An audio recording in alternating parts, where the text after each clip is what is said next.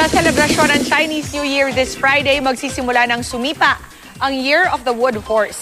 Sino-sino mga artista kaya ang pinaniniwala ang suswertehin? May chika si Nelson Canlas. Swerte raw para sa may mga sinisinta ang Year of the Wood Horse. Para sa mga magkasintahan, best year daw to get married. Para naman sa mga mag-asawa, it's the best year daw to have a baby. Sa showbiz, may ilang sikat ang magiging maganda ang taon. Tulad ng celebrity couple na sina Marian Rivera at Dingdong Dantes. Gayon din sina Regine Velasquez at Ogie Alcacid. Dingdong and Marian, magandang year nila ngayon. May mga banding sila, may mga pagsasama sila, may mga strong romance luck sila or strong marriage stars silang dalawa.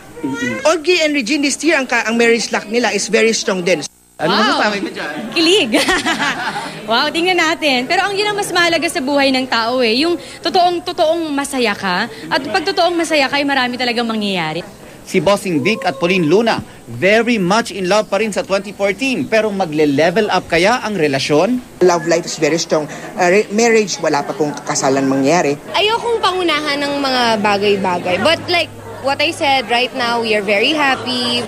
Sina Heart Evangelista at Senator Cheese Escudero, mas titibay din daw ang relasyon. No, I'm not getting married, but definitely that's where that's where I'm heading.